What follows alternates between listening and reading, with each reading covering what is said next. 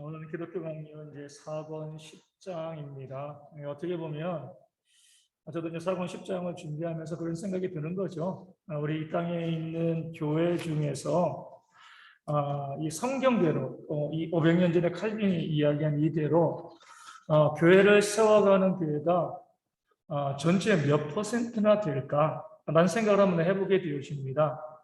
제가 이제 이 4권 10장을 통해서 봤을 때는 아마 전체의 뭐 0.001%도 되어지지 않을까. 교회법에 대한 부분을 다루면서 우리가 우리 교회와 밀접하게 연관되어 있는 부분이에요. 제 목회와도 밀접하게 연관되어 있는데 신앙의 자유와 교회의 법 가운데 무엇이 우선인가? 무엇이 우선일까요? 신앙의 자유와 교회의 법. 네? 우리는 이 땅에 있는 우리나라도 법치주의 국가라고도 하지만 우리는 너무 많은 법의 지배를 받고 있어요. 그게 나쁘다고 이야기하는 게 아니라 그 법에 대한 지배, 법에 의한 지배가 우리 뭐랄까요? 교회의 성도들의 신앙의 자유를 좀 잃게 하는 그런 부분이 있습니다. 아까도 이제 우리 권사님이랑 우리 전사님이 목사님 날씨가 더우니까 새벽에 되는 이제 이런 우악이라 그랬죠. 우도 이거 벗고 반팔만 입고 왔어요. 근데 저기 에어컨이 각성을 해가지고 추워요. 그래서 제가 이제 긴팔을 입고 있는데, 근데 이제 이게 교회가 그런 자유가 있어야 돼요. 입고 벗고에 대해서 조금 더 이제 자유로울 수가 있는 저는 주일날 제 신앙의 자유대로 제가 이제 딱 이 정정을 같이 읽고 이제 말씀을 증거하고 하지만 뭐 다른 모임 같은 경우 금요 모임도 제가 이제 반팔 입고 하고 이제 자유가 있어야 되는 거죠. 근데 어떻게 보면 아무것도 아닌 이 신앙의 자유에 대해서도 교회가요, 이 법으로 평가하는 그런 부분들이 있습니다. 제가 알고 있는 어떤 목사님, 예전에 한번 말씀드린 것 같은데, 그 목사님은 이제 좀 체격이 좋으신 분이에요. 그러니까 사역하다가 몸이 점점 부는 겁니다. 불면은, 저는 이 옷이 지금 점점 이제 커져가지고 몸이 좀 줄어들었는데, 몸이 불면 어때요? 옷이 작아지죠. 그렇다고 해가지고 대부분 그러지만 살찐다고요. 옷을 갖다가 그냥 쉽게 해 입을 수는 없습니다. 빠지겠지. 그렇죠? 언제까지 찌겠어? 그냥 계속 살찔 때마다 옷을 해 입으면 또 빠지면 또 버리게 되니까 대부분 이제 그냥 작은 옷을 좀 이제 입고 다니는 경우들이 있는 거죠. 그 목사님도 마찬가지였어요. 목사님도 이제 살이 좀 쪄가지고 이제 앞에서 이제 주일날 설교를 하게 되는데 부목사님이었거든요. 살이 찌다 보니까 이 자켓 단추가 안 잠겨지는 거예요. 이렇게 되는 거예요. 그래가지고 이제 이렇게 해가지고 설교를 했죠. 근데 대번 교회에서 말이 나오는 거죠. 왜 목사님이 앞에서 설교를 하는데 자켓에 이 단추도 안 잠그고 했냐. 저도 잠그고 할 때도 있고 안 잠그고 할 때도 있거든요. 근데 그게 너무나 좀 교회 법이에요. 나중에 목사님이 이렇게 말씀하시더라고요. 아니 돈이 없어가지고 양복을 못 입는데 양복을 해주는 것도 아니고 아니 그거 가지고 양복 단추를 잠궜느냐 잠그지 않았냐 해가지고 이것을 가지고 마치 진리냐 아니냐 구원이냐 아니냐 생과사의 문제를 다루듯이 그렇게 이야기하면 이것이 옳은 겁니까? 저에게 물어보더라고요. 이런 것들이 교회 가운데 너무 많이 있어요. 내가 여기 있는 분도 말씀드리지만 가족을 빼면 아마 어려서부터 같이 한 교회에서 신앙생활 하시면 한 분도 안 계시잖아요. 그렇죠? 다 다른 데서 신앙생활 하시고 또 신앙의 경험들이 있어요. 그러다 보면 내가 예전에 교회에서 해왔던 그런 모습들 이게 교회의 일종의 법이거든요. 관습이기도 장로들의 유전입니다. 예수님을 괴롭혔던. 근데 이게 진리가 되어버리고 성경 말씀보다 신앙의 자유, 양심의 자유보다 그런 교회의 관습과 법이요. 나를 더욱더 앞서가지고 그렇게 해야지만 된다는 거죠. 꼭 이렇게 해야 돼. 예배 순서라든가 또 이제 복장이라든가 또 여러 가지 많은 부분들이 있어가지고 꼭 이렇게 해야지만 그게 올바른 것이다라고 주장을 합니다.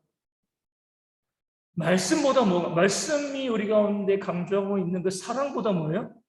내 규율, 내 관습, 내 법칙이 더 앞서는 거죠. 마치 뭐와 같아요? 고르반과 같은 거예요. 그렇죠? 고르반.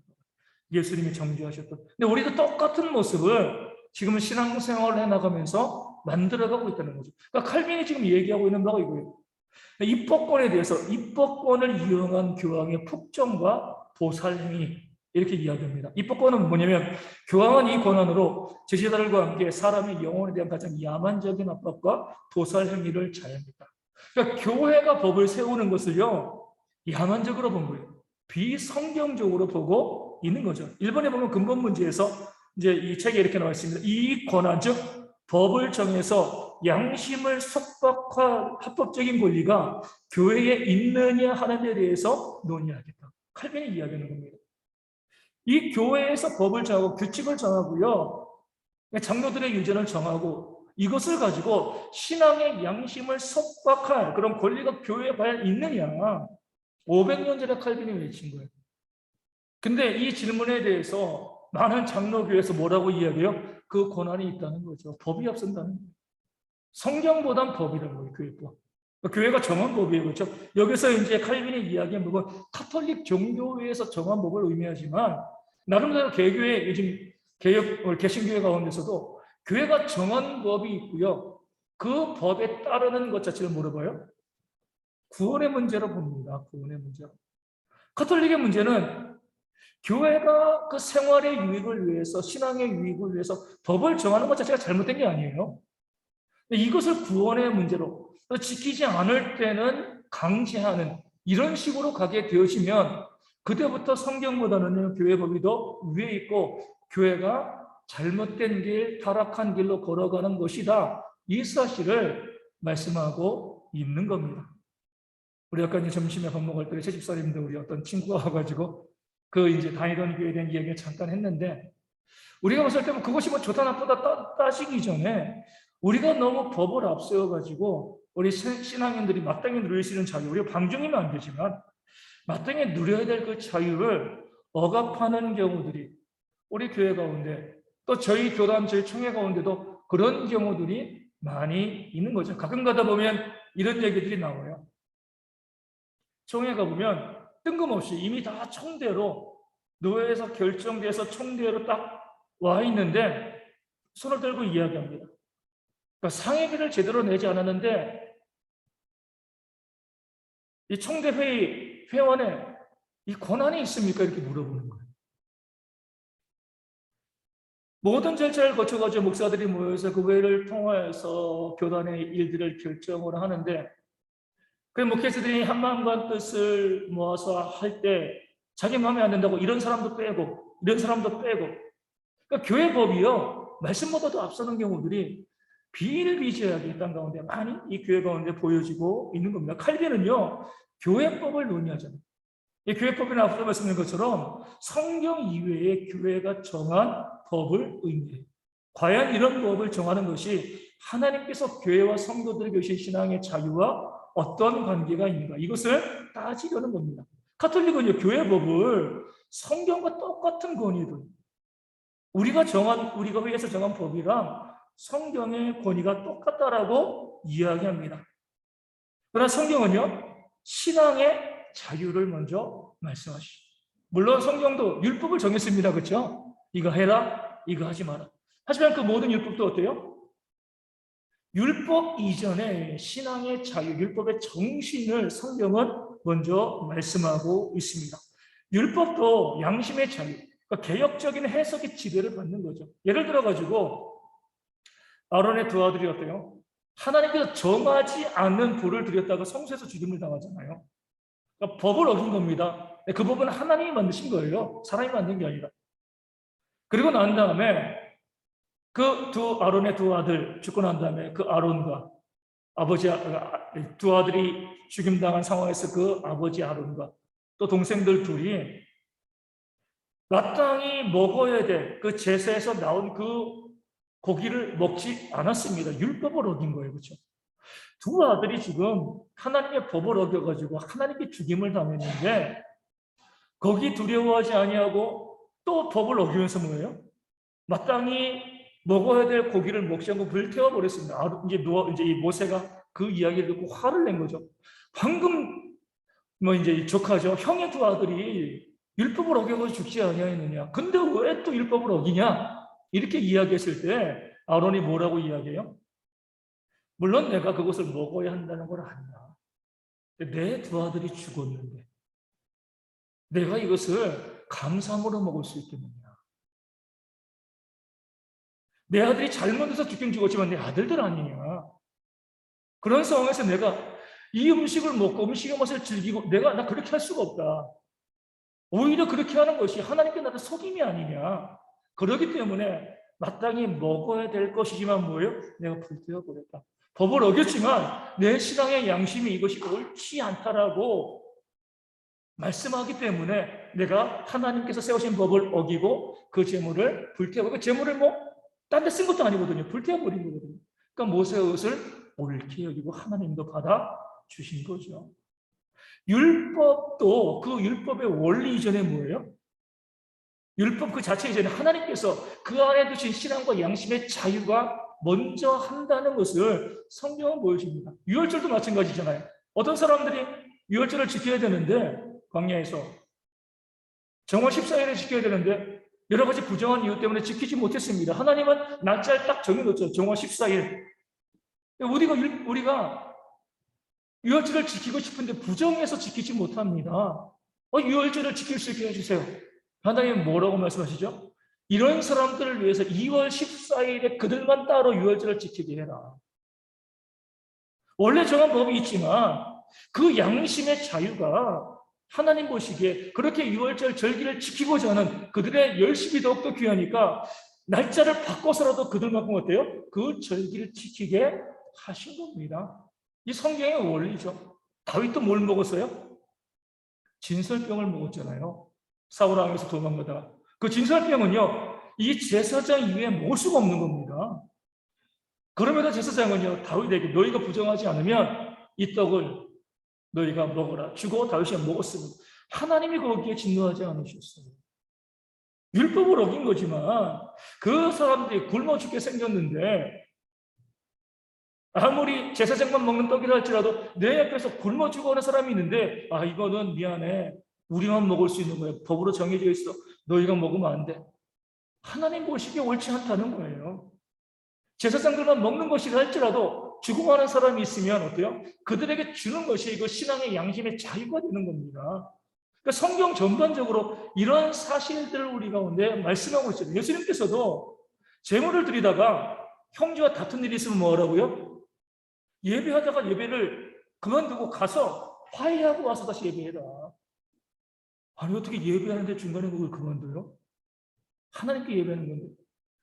형제와 다투고 있는데 다투는 일이 있는데 그런 불편한 마음을 가지고 어떻게 예배하냐? 가서 그 문제 풀고 와서 예배해라. 왜 산상수훈을 보면은요, 그 율법을 얼마나 개혁적으로 해석해 나가는가 이 사실을 우리 가운데 잘 보여주고 있습니다. 하나님께서도 우리 인간의 언어로 우리에게 율법을 주시고 말씀을 주셨지만 그것이 언어에 속박되어 있으면은요, 그 정신을 살릴 수가 없는 거거든요.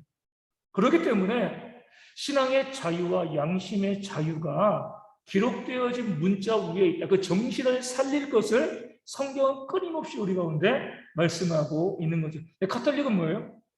그 성경을 지키는 것도 아니고 자기들이 회의에서 만든 그 법을 가지고 이 법을 어기면 뭐예요? 지옥 간다는 겁니다.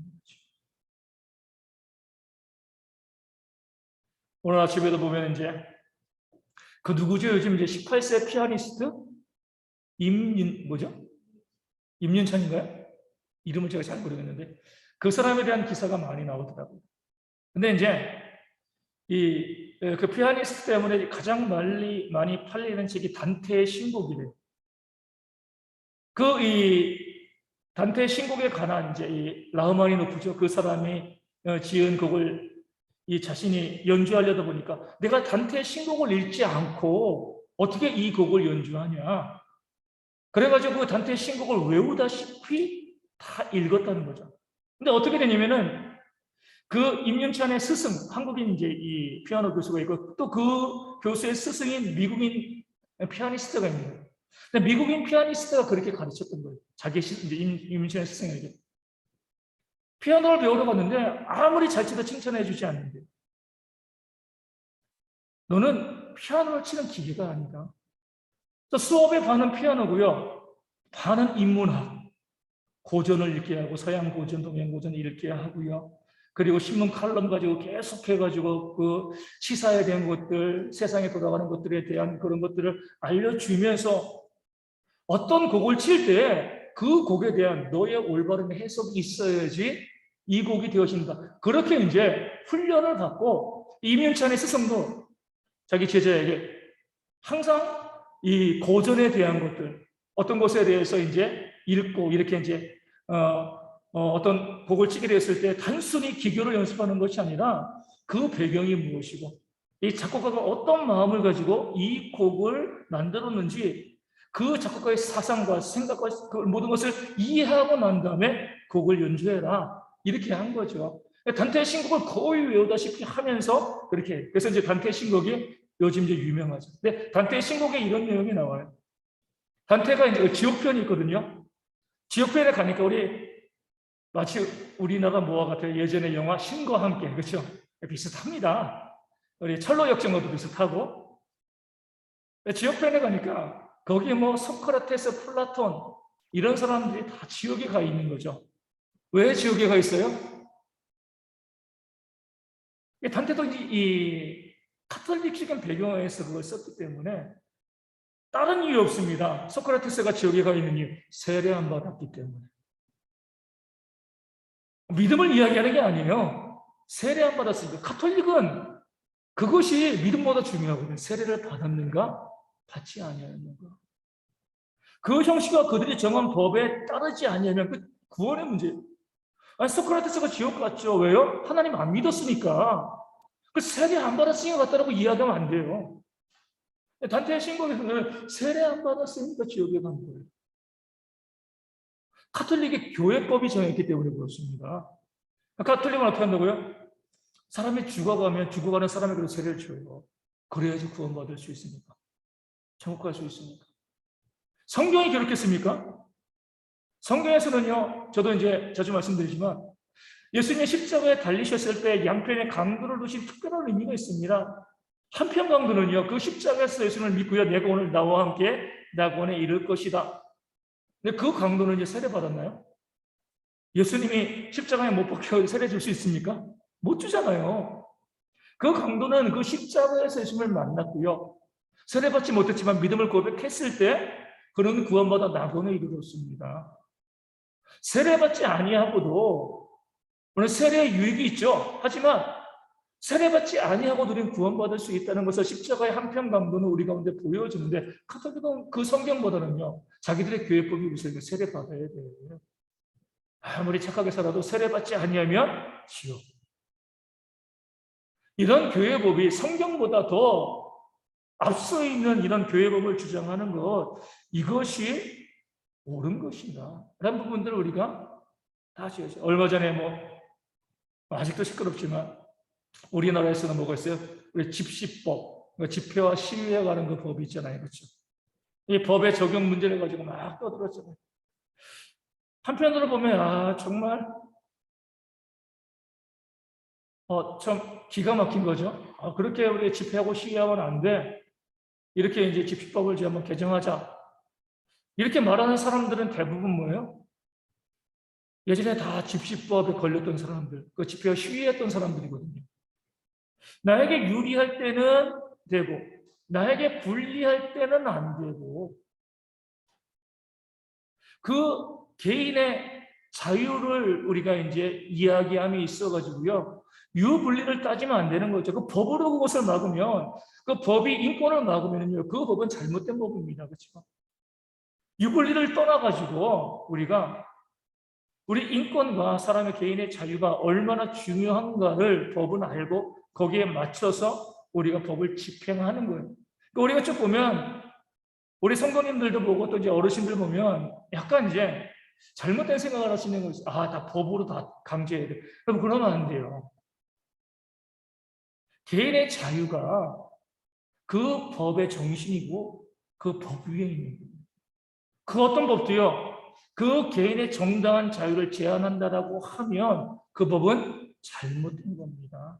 이게 우리 법의 정신이죠. 성경도 마찬가지예요.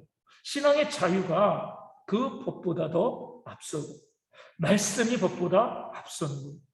그렇기 때문에 어떤 법이라 할지라도 말씀에 저촉되어지고 말씀을 배격하고 말씀과 어긋나는 법이라고 하면 뭐예요?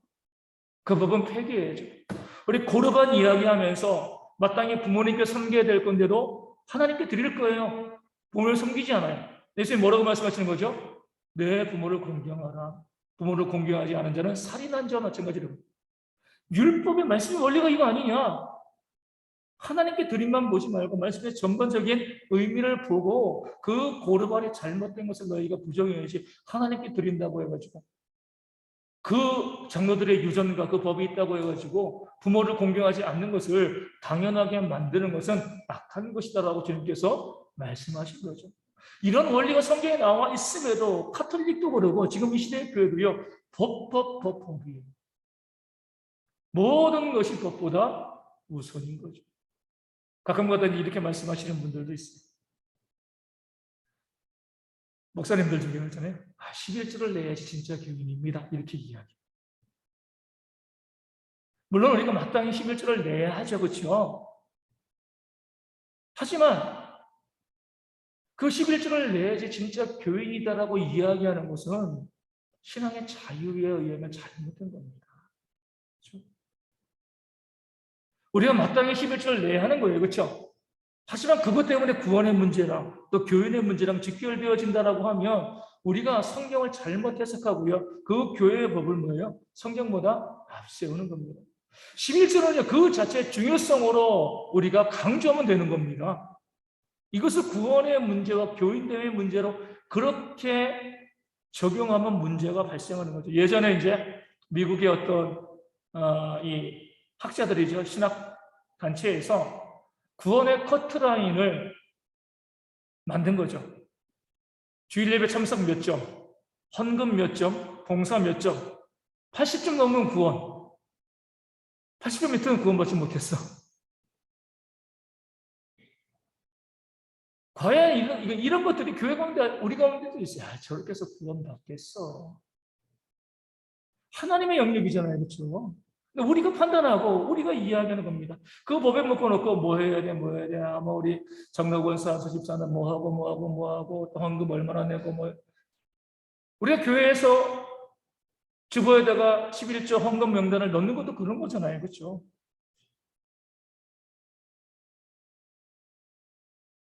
하나님께서 우리 가운데 주신 신앙의 자유를 훼손하는 겁니다.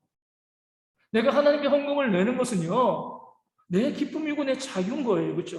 그 헌금을 내을 통해서 내게 주신 하나님의 은혜가 내게 임하는 겁니다. 근데 그것을 교회 법으로 강제하게 한다라고 하면 교회 수입은 많아지겠죠. 하지만 하나님의 원리를 부정하는 것이 되어집니다.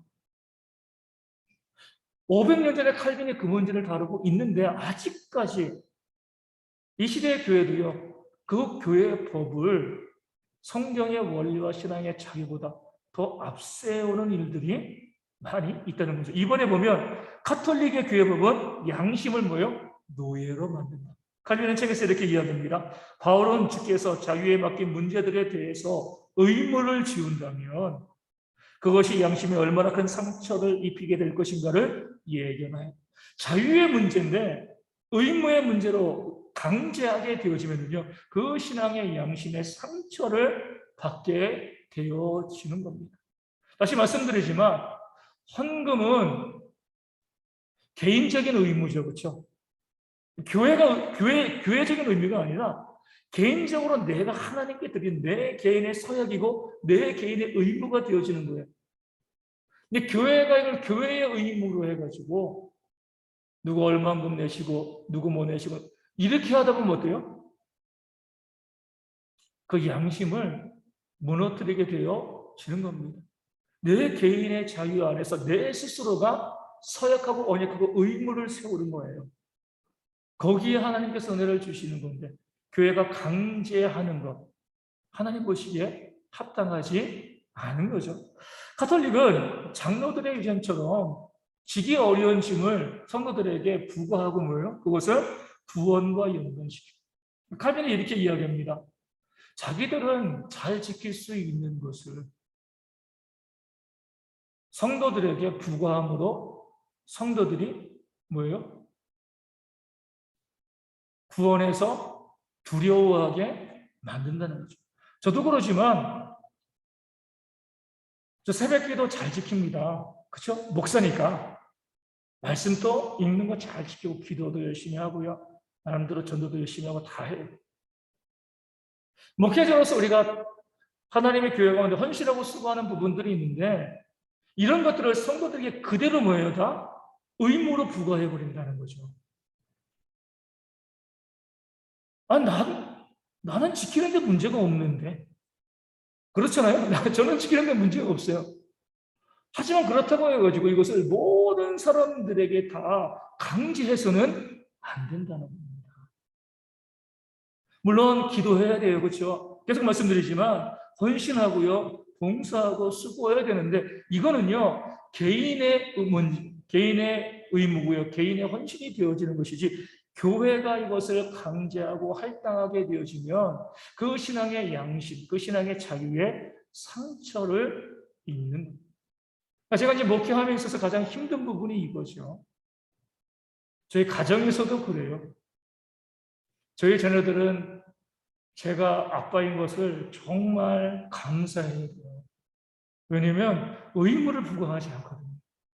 늘 길은 이야기, 이 길이 옳은 길이야라고 이야기하지만 억지로 잡아가지고 이렇게 저렇게 하지는 않습니다. 그건 그 아이들의 자유이기 때문에 그래요. 아무리 부모라 할지라도 내 자녀들의 자유를 제가 간섭할 수는 없습니다. 그 스스로 결정해 나가는 거예요. 이 교회에서도 마찬가지예요. 내가 목사니까 내가 이것저것 하니까 내가 1시간 기도하니까 우리 성도님들도 반드시 1시간 기도하고 체크해가지고 1시간 기도하지 않으면 1년에 한 3번 빠지면 지옥 이렇게 이야기하면 안 된다는 거잖아요. 그렇죠? 1시간 기도하는 것에 유익이 있습니다. 그 유익을 이야기하는 거예요. 그렇죠? 하나님께 부르짖고 간구하고 기도할 때 그런 백성에게 주신 하나님의 은혜, 그 기도를 통한 하나님의 역사가 있음을 이야기하고 거기에 동참케 또 자발적으로 거기에 동참하게 만들어야지 내가 이렇게 기도하니까 당신들도 그렇게 기도해야 돼. 그렇게 하지 않으면 하나님의 백성이 아니야. 이게 가톨릭 교회법의 문제인 거예요. 신부들이 지킬 수 있는 우리 나중에 보게 되어지면 이렇게 되는 거죠. 가톨릭은요. 얼마나 이제 칼빈이 기가 막히냐면 1년 동안 어떤 죄를 저질렀는가 신경 안 씁니다. 뭐만 신경 써요? 연말에 고해 성사했는가 안 했는가. 그거 안 하면 지옥 가는 거예요. 매일매일의 삶에서 얼마나 거룩하게 살려고 애쓰고 노력하는 거 중요한 게 아니에요. 고해 성사했어? 안 했어. 안 하면 지옥. 또 가톨릭의 신부들이 얼마나 음란하고 부정하고 불륜적인 일을 많이 해야 하는 거 중요하지 않아요. 결혼하면 지옥 가는 거예요. 신부가 결혼하지 않으면 되는 거예요. 결혼하지 않고서 부정과 불륜과 이런 거 문제 삼지 않습니다. 너 결혼했어? 결혼하면 안 되지. 결혼하면 지옥 가는 거야. 교회법이 이렇게 가는 거예요. 그 본질을 다 잃어버리고 이것을 했냐? 하지 않았냐? 다시 현금의 문제로 돌아와서 제가 묵기를 하다 보면 그래요. 성도 가운데 정말 헌금하고 싶어도 정말 너무나 가진 것이 없어서 헌금하지 못하는 성도들도 있습니다. 있음에도 안 하면 그건 하나님께서 벌 주시는 것이 목회자가 교회 갈 건 아니에요. 그렇죠? 근데 내가 정말 하나님께 드리고 싶어도 드리지 못하는 성도들이 있어요. 교회법으로 강제하면서 그렇게 드리지 않으면 이건 신자도 아니고 지옥에 간다. 이렇게 이야기하면은요. 근데 그런 교회들이 많잖아요. 그렇게 하는 것 교회가 강제하고 우리 교회에서도 보면은 우리 다른 교회에서 오신 분들이 저에게 한두 번 꼭 하시는 말씀이 있어요. 목사님 좀 나 좀 정해 주세요. 이렇게 하라고 저렇게 하라고 뭐 하라고 여기 봉사하고 이거 헌신하고 뭐 하라고 다 정해 주시면 제가 마음이 편하겠습니다. 자율적으로 자발적으로 하라고 그러면 못 하겠어요. 자율적으로 하는 건 정말 어렵습니다. 어렵지만 불가하고요. 강제하게 시작을 하면 어때요? 그 신앙의 자유가 거기서 못하게 되어져도 못하는 상황인데도 자꾸 그것을 요구하니까 신앙에 상처받고 또 교회를 떠나는 거예요. 예전에 말씀드렸잖아요. 어떤 교회에서 작은 시골 교회에서 주일날 식사를 하는데 새로 나온 젊은 부부가 열심히 교회 생활하는데 토요일까지 일을 해가지고 주일날 식사랑 토요일날 준비를 해야 되는데 못하는 거죠. 근데 거기에 대해서 교회 권사님이 왜 교회 와가지고 밥 먹으면서 식사 준비도 안 하냐고 교회 떠났습니다. 그 개인의 사정이 있는 거잖아요. 하고 싶은데도 토요일 늦게까지 일을 해가지고 준비를 못하는 거예요. 그러면 그런 것을 이해를 해주고 해야지. 우리는 다 해야 돼.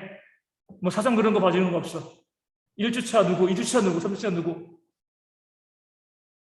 교회가 효율적으로 움직일 수는 있지만 그 사람의 신앙의 자유가 무너지는 거예요. 물론 이렇게 말해요. 목사님 그렇게 자율적으로 하면 헌신도 줄고요. 여러 가지 많은 문제와 어려움들이 있잖아요. 근데 하나님께서 채워주십니다. 이거 우리를 믿어야죠. 그렇죠? 오죽했으면 500년 전에 칼빈이 그 카톨릭의 교회법에 대한 악행을 보고요. 제목에 있는 것처럼 사람의 영혼에 대한 가장 야만적인 압박과 도살 행위다라고 이야기했겠습니까? 그럼에도 불구하고 여전히 우리가 그것을 그 법으로 사람을 속박하는 것을 너무나 당연하게 생각하고 있는 거죠. 모든 헌신의 원칙은요, 강조하되 강요하지 말라는 거예요. 헌신은 교회가 헌신의 요구에 대해서 강조해야 돼요. 그렇죠? 헌신하셔야 되고 헌금하셔야 되고 봉사하시고 전도하고 선교해야 됩니다. 강조해야 돼요. 그러니까 중요한 우리의 사역이니까. 하지만 강제하면 안 돼요. 할 때까지 참고 기다려주고 인내할 수 있는 것이 그러니까 교회가 본질적으로 세워지는 그런 모습이 되어지는 겁니다. 그러니까 저는요, 우리 성도님들의 신앙의 자유를 제가 제한하고 싶지 않습니다. 물론 제가 목회하는 게 조금 힘들기는 힘들어요. 왜냐하면 우리 성도님들 다 선하시기 때문에 제가 강제하면 다 따라오시거든요. 강제하지 않으니까 안 하시는 분들도 상당히 많이 있습니다. 하지만 그렇게 해서 교회를 세워가는 것과 하나님께서 우리에게 주신 그 신앙의 자유를 바라보고 부족한 부분들을 기도하면서 하나님의 채우심을 기다리는 것, 어떤 것이 더 성경적이고 더 옳은 것인가? 500년 전에 칼빈이 벌써 고민했습니다. 근데 아직까지도 이 말씀을 내가 장로교회 교인이고 칼빈의 기독교 강론을 읽었다라고 이야기하면서도요, 이것을 따르지 않는 교회들이 이 땅 가운데 너무나 많이 있는 거죠. 많은 여기 있는 분들도 교회의 강력한 지배 아래 우리가 있었잖아요. 교회가 지배하는 것을 너무나 그 법에 대해서 지배 너무나 당연하게 생각하는데 그렇지 않습니다. 성경은 끊임없이 우리 가운데 신앙의 자유를 이야기하고요. 그 자유 때문에 우리가 좀 모자라는 부분들이 있지만 우리 속담처럼 이 구덕이 무섭다고요. 장 못 담그면 되겠습니다.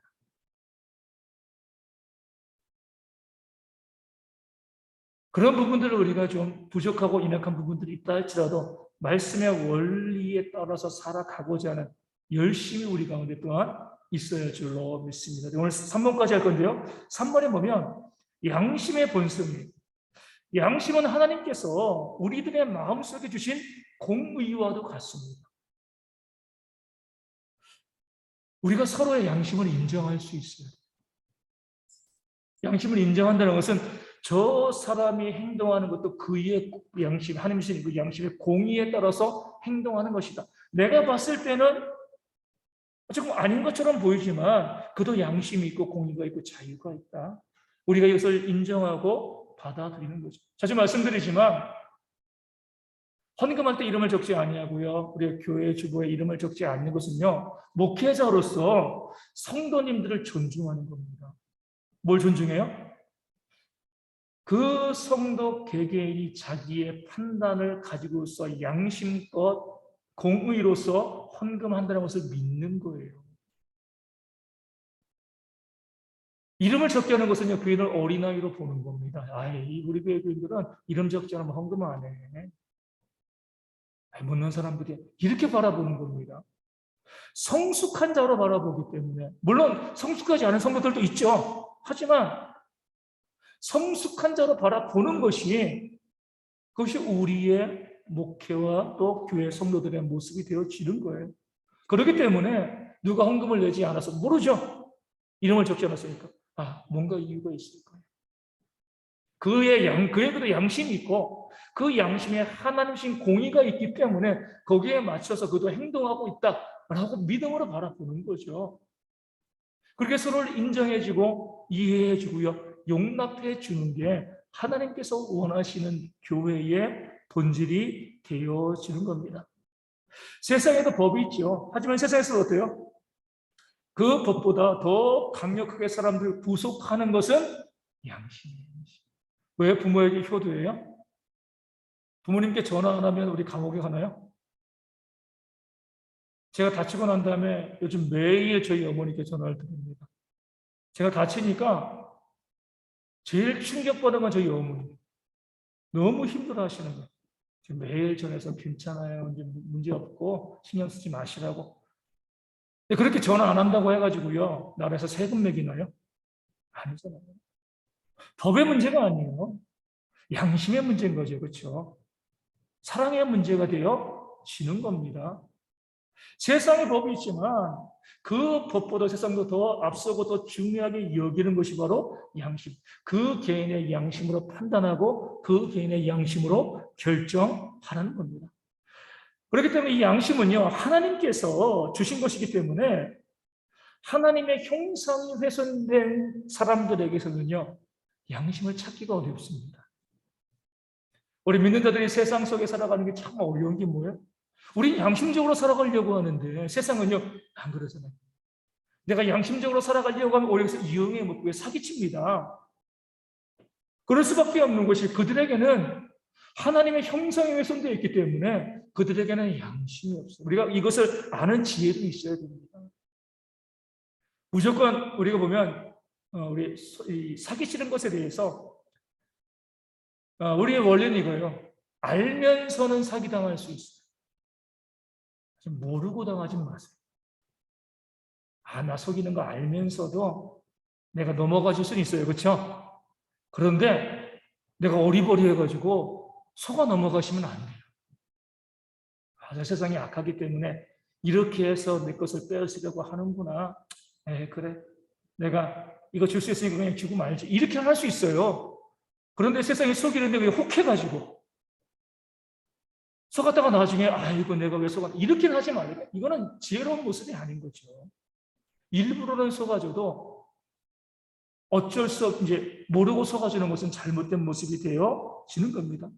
세상 사람들 보면은요, 뭐 히틀러도 그러고 뭐 일본도 우리가 이제 지난주에 이 아베 전 총리가 이제 뭐 테러를 당한 거죠. 뭐 그 개인에 대한 부분들 뭐 많은 그래서 이제 미국의 신문들이 아베의 죽음에 대해서 가장 곤란한 사람들은 한국과 중국 사람들이다.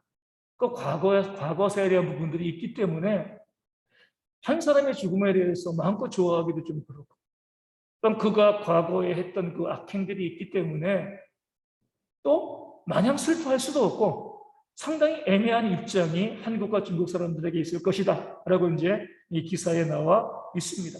우리 보면은 하나님을 모르는 사람들 어때요?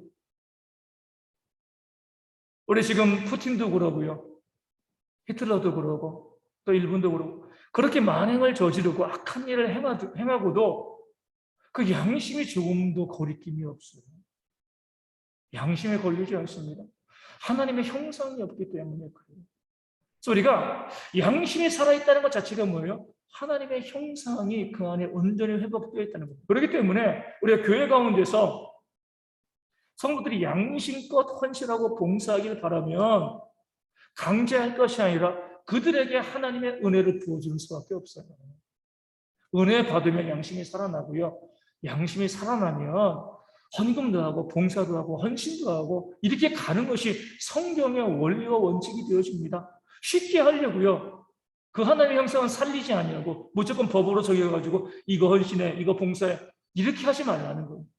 더디가고 힘들어도 말씀을 계속해서 공급하고 은혜를 베풀어 줌을 통해서 그 심령이 은혜 받고 하나님께 나와서 마음껏 자유롭게 헌신할 수 있도록 만드는 것, 그 신앙, 그 사람 가운데 하나님의 형상을 회복하고 양심을 회복하게 만들어주는 것, 이게 바로 우리 교회가 걸어가야 돼 그런 방향이 되어집니다. 그렇기 때문에 우리도 내 성도들을 바라보면서 아직까지 하나님의 형성이 온전히 회복되어지지 않아서 양심이 온전히 깨어나지 못한 성도들이 교회 가운데도 있습니다. 그럴 땐 더 기도해 주시면 돼요. 말씀과 함께 나누시고요. 그 사람의 신앙의 영적인 성장을 위해서 우리가 더 애쓰고 수고하고 노력하는 그 길로 걸어가는 것이 하나님께서 원하시는 그런 교회를 세워가는 그런 귀한 길임을 성경은 말하고 있고요. 칼빈도 그 사실을 500년 전에 지금 이 시대에 500년이지만 지금 이 시대의 교회에 이야기하고 있는 겁니다. 넓고 편한 길 가는 게 아니죠. 우리 믿는 자들은 좁고 협착한 길을 걸어가는 겁니다. 힘들고 어렵지만 말씀의 길을 걸어가는 그런 신앙의 열심과 또 신앙의 도전들이 우리 모두 가운데 있기를 소망합니다.